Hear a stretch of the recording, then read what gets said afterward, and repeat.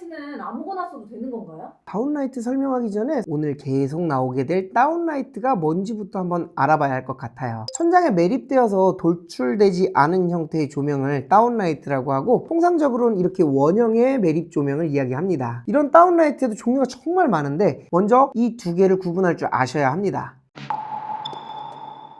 대표님, 이거 인테리어 카페에서 조명 배치 잘 되는지 한번 봐달라는 글인데 이거 좀 봐주실 수 있나요? 지금 빨간색으로 표기된 게 다운라이트 확산등인 것 같고요. 파란색이 COB인 것 같아요. 근데 저라면은 절대 이렇게 하지 않을 것 같아요. 제 눈에는 잘 한 것 같은데 뭐가 문제죠?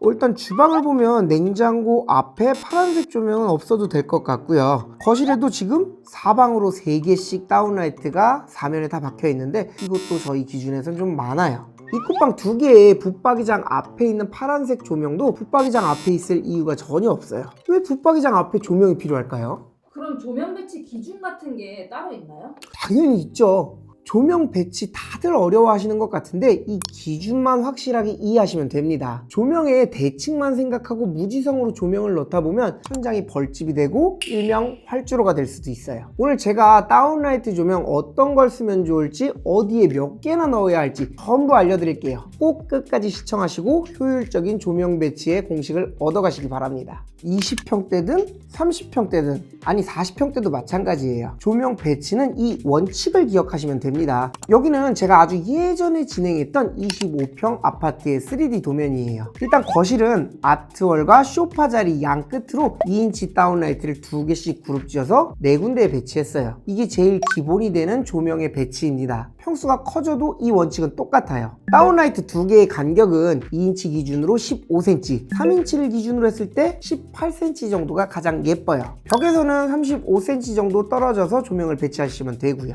2인치로 2개씩이면 좀 어둡지 않을까요? 어둡다, 밝다, 이게 참 주관적인 개념이거든요. 같은 조도인데도 불구하고 누군가에겐 이 공간이 밝게 느껴지기도 하고요, 또 누군가에겐 어두침침하기도 합니다. 그런데 제가 제안드리고 싶은 건 처음부터 너무 많은 조명을 계획하지는 말자는 거예요. 2개씩 일단 넣어두고 좀 어두운 것 같으면 조명과 조명 사이에 하나씩이든 2개씩이든 조명을 추가하는 건 일도 아니에요. 근데 처음부터 3개, 4개 막 뚫어놨는데 필요 이상 밝아서 조명을 줄이는 건 불가능해요. 이미 구멍을 뚫어 놓았기 때문에 조명 하나를 안 쓰고 선을 빼놓는다고 해도 현장이 지저분해 보입니다. 또 많은 분들이 간과하시는 것 중에 하나가 벽체의 길이에요. 우리가 사는 집의 벽체의 길이를 보면 보통 대칭으로 딱 맞아 떨어지지는 않거든요. 아트월 쪽이 벽이 길거나 소파 쪽 벽이 더 길죠. 이럴 때는 조명 계획을 하면서 어디를 기준으로 잡아야 될지 좀 헷갈리기 시작합니다. 이때는 무조건 짧은 벽체를 기준으로 벽에서 35cm 정도 떨어뜨려서 위치를 잡아주시면 됩니다. 그 다음에는 맞은편을 대칭으로 조명 계획을 세워주는 거죠. 근데 왜 벽에서 35cm 정도를 떼서 달아야 되나요? 일단 벽에서 조명이 너무 가까우면 안 보여도 되는 허점들이 눈에 보이기 시작합니다. 조명이 가까우면 그림자가 생기면서 벽면의 평활도가 안 맞는 게 보인다든지 하는 거죠. 그런데 조명만 벽에서 적절히 떼어놔도 이런 단점들이 부각되지 않습니다. 인테리어를 할 때는 누구나 완벽한 시공을 목표로 하겠지만 마감이 1, 2% 정도 부족한 경우들이 분명히 있거든요. 거기에서 조명을 가까이 쏘면 1, 2%가 200% 강조되어 보여지는 거죠. 그리고 벽에서 30cm 정도쯤에는 반자틀이 걸릴 가능성이 커요. 조명을 달려고 구멍을 뚫으면 천장을 보강하고 있는 보강목이 걸린다는 거죠. 그래서 한 35cm에서 만약 반자틀이 걸리거나 힘을 받는 지지층이 걸리면 5cm 정도 유동적으로 봐서 40cm까지는 여유를 두고 조명 계획을 하자는 거죠. 다운라이트는 아무거나 써도 되는 건가요? 다운라이트 설명하기 전에 오늘 계속 나오게 될 다운라이트가 뭔지부터 한번 알아봐야 할 것 같아요. 천장에 매립되어서 돌출되지 않은 형태의 조명을 다운라이트라고 하고, 통상적으로는 이렇게 원형의 매립 조명을 이야기합니다. 이런 다운라이트에도 종류가 정말 많은데 크게는 확산형 다운라이트와 집중형 다운라이트가 있어요. 먼저 이 2개를 구분할 줄 아셔야 합니다. 확산형 다운라이트는 말 그대로 빛을 전체적으로 고르게 분포해서 공간의 평균적인 밝기를 제어하는 조명이고요. 집중형 다운라이트는 빛이 아주 명확하고 밝지만 그림자가 많이 생기는 조명이에요. 그리고 벽에 이렇게 빛의 가시 생기는 특징이 있습니다. 그래서 방이나 거실, 주방의 전체적인 밝기를 만드는 조명은 확산형 다운라이트를 사용해야 하고요. 콘솔이나 벽에 그림을 비추거나 오브제를 비추는 것처럼 아주 확실한 목적성이 있는 상황에는 집중형 다운라이트를 사용하셔야 합니다. 크기는 그러면 몇 인치 조명이 제일 좋을까요?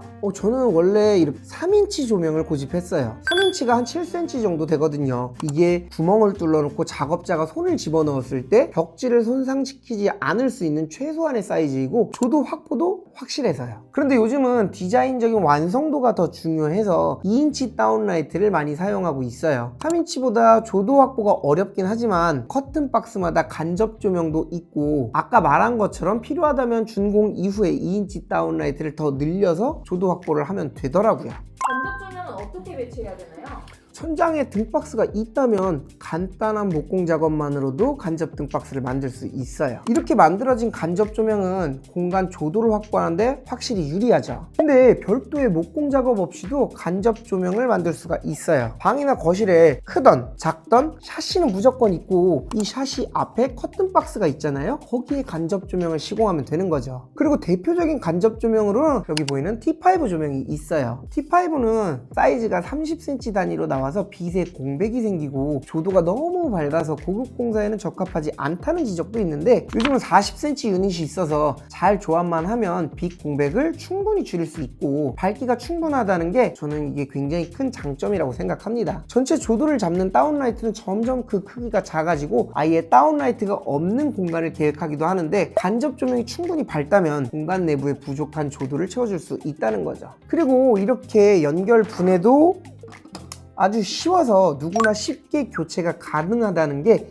이게 T5 조명의 가장 큰 장점이에요. 하지만 단 하나의 단점이 있는데 커튼을 치지 않으면 밤에 샤시에 T5 조명이 비쳐서 보인다는 게 단점이에요. 그래서 기본 조명은 T5로 선택하시고 더 높은 퀄리티의 마감을 고민하고 계시다면 맞춤 제작으로 얇은 LED 바나 스트랩 조명을 시공해드리고 있어요. 요즘 멀티메이트는 추천하는 영상도 많던데 이런 건 어때요?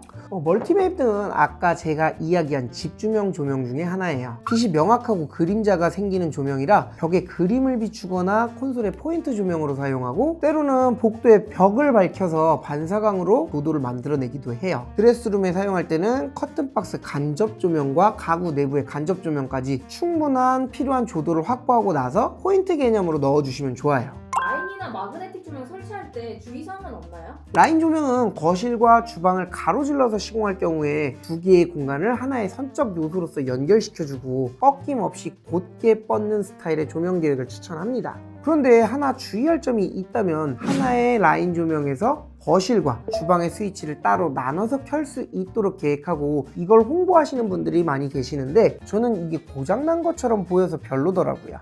또 마그네틱 조명은 천장의 디자인적 요소로서 공간을 구분할 수 있고 필요와 용도에 맞춰서 조명을 추가하고 선택할 수 있어서 요즘 인테리어에서 가장 많은 사랑을 받고 있는 아이템이죠. 마그네틱 라인을 천장에 매립하고 그 속에 조명을 넣어서 사용하는 조명인데 밝은 것도 좋지만 빛이 직접적으로 보이는 확산형 마그네틱 조명은 사용하지 않았으면 좋겠어요. 확실히 라인 조명이나 마그네틱 조명이 들어가면 공간을 더 풍성하게 디자인할 수 있고 부족한 조도를 메울 수 있어서 원형의 다운라이트로만 조명을 계획하는 것보단 훨씬 더 좋은 조명 계획이라고 생각합니다. 하지만 조명 자체도 비싸고 조명을 매립하는 목공 공정이 꼭 들어가야 하는 조명 계획이라 예산과 공사 기간에 따라 선택해야 하는 조명 계획인 거죠. 그럼 이제 거실 말고 다른 공간도 조명 배치 꿀팁 좀 알려주세요. 자, 그럼 주방부터 한번 같이 볼게요. 여러 영상에서도 제가 반복해서 말씀드리지만 주방은 칼과 불을 쓰는 작업의 공간으로서 항상 밝고 명확하게 보여야 한다고 생각합니다. 상부장이 있는 작업대는 항상 간접 조명이 있어야 하고 간접 조명을 설치할 수 없는 아일랜드 싱크대에는 반드시 아일랜드를 비춰줄 수 있는 다운라이트나 마그네틱이 조명 계획으로 있어야 해요. 3m가 넘는 아일랜드 싱크대를 기준으로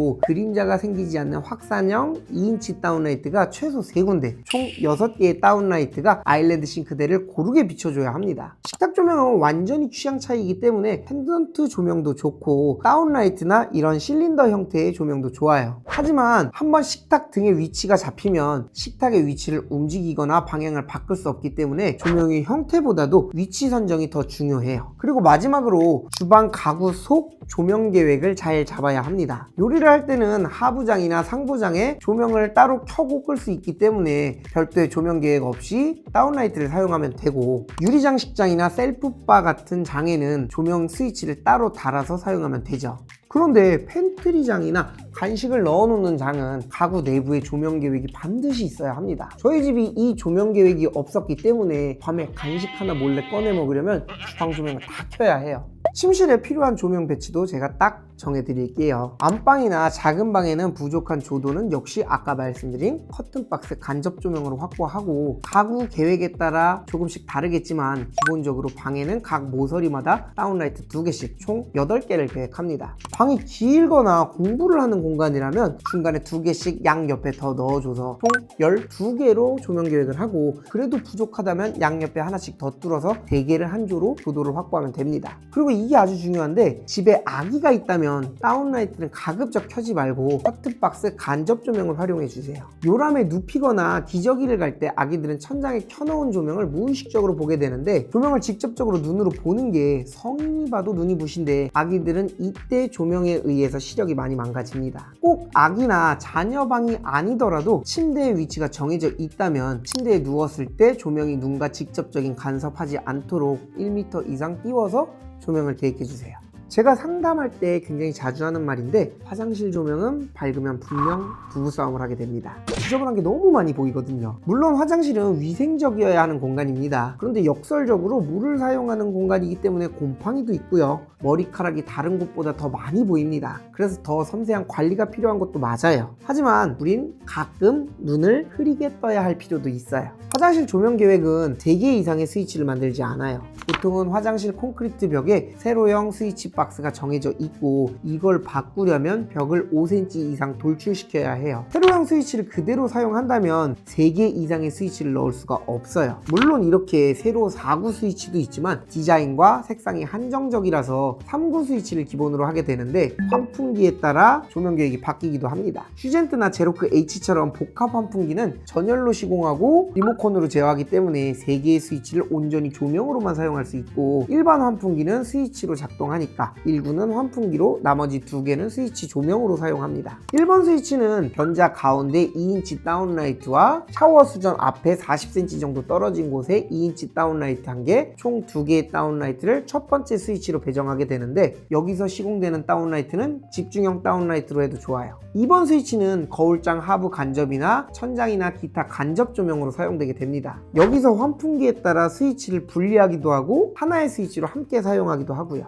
조명 배치할 때 가장 일하기 까다로운 게 바로 복도 공간이에요. 가로폭 1m가 조금 넘는 좁아 빠진 골목인데, 스프링쿨러, 전열 교환기, 디퓨저, 스피커, 인터넷 중계기까지 서로 다른 원형 기물들이 가운데로 억지스럽게 줄 서 있는 공간이기도 하죠. 함부로 위치를 옮기거나 제어할 수도 없는 기물들이 가득한 이 공간에 조명까지 더한다라고 하면 이건 그냥 조명 계획이 아니라 줄을 맞춰서 조명을 구겨 넣는 꼴이 됩니다. 그래서 조명만이라도 이 복잡한 행렬에서 열애시켜 버리는 게 답이라고 생각합니다. 조명을 중앙에 두지 말고 차라리 벽 쪽으로 붙여서 멀티매입 등을 시공하는 것도 한번 고려해 보세요. 복도에서 공부할 거 아니잖아요. 꼭 센터가 아니어도 되고 조명이 한쪽으로 치우쳐도 상관없습니다. 좁은 현관에 의외로 많은 조명이 들어갑니다. 기본적으로 신발장 하부에 간접 조명이 있고, 천장에 센서 조명, 상황에 따라서 신발장 오픈 선반에 간접, 포인트로 벽 조명이 들어갈 때도 있고요. 용도에 맞춰서 스위치나 센서로 계획하면 되는데, 다만 한 가지 신경 써야 하는 게 거울 앞쪽으로 조명 넣는 건 피하셔야 해요. 외출하면서 거울을 볼 때 조명 때문에 얼굴에 그림자가 생기게 됩니다. 그래서 빛이 부족하다면 거울의 옆이나 다른 곳에 조명을 넣어서 그 빛을 채워주셔야 해요. 드레스룸의 조명 계획을 잘못한다면 새 옷도 헌옷처럼 보입니다. 드레스룸은 가구의 구성과 위치에 따라 그 조명 계획이 달라지게 됩니다. 가끔은 이렇게 방 문의 위치를 바꿔서 양 옆으로 붙박이장을 가득 채우는 경우도 있는데, 이럴 때 조명을 가운데 정렬해 줘야 해요. 원형의 다운라이트도 좋은데 아까 말씀드린 멀티 매입 등을 포인트로 넣어주면 더 좋습니다. 아마도 백화점이나 고급 옷가게에서 많이 보셨을 거예요. 그런 느낌을 줄 수 있는 멀티 매입 등을 드레스룸에 자주 사용하게 되는데, 집중형 조명이기 때문에 단독으로 사용하기에는 그림자가 많이 생겨서 불편할 수 있어요. 커튼박스 간접 조명과 가구 조명을 적절히 혼용해서 사용한다면 공간의 분위기를 살리고, 필요할 땐 간접 조명을 밝게 사용할 수 있어서 드레스룸에는 멀티 매입 등을 추천합니다. 우리가 살아가는 아파트 천장에는 조명 말고도 너무나도 많은 것들이 있어요. 스프링클러, 각종 감지기, 전열 교환기, 디퓨저, 에어컨, 스피커까지. 여기에 너무 많은 조명들을 넣다 보면 어느 날 문득 우리 집 천장을 바라봤을 때 참 지저분하다라는 생각이 듭니다. 평면도를 보고 조명 계획을 세우다 보면 불안한 마음에 자꾸 빈 공간을 조명으로 채우게 되는데, 우리는 도면처럼 위에서 내려다보는 공간에 사는 게 아니고 그 속에 들어가서 산다는 걸 꼭 기억하셔서 너무 과하지 않은 조명 배치를 하시고 필요하다면 조명을 추가할 수 있는 그런 조명 계획을 세우시기 바랍니다. 조명 계획 관련해서 더 궁금하신 사항이 있다면 언제든 댓글 남겨주세요. 제가 일일이 참견해 드리겠습니다. 오늘도 끝까지 시청해 주셔서 너무나도 감사합니다. 소프트 콘크리트 김남훈이었습니다. 감사합니다.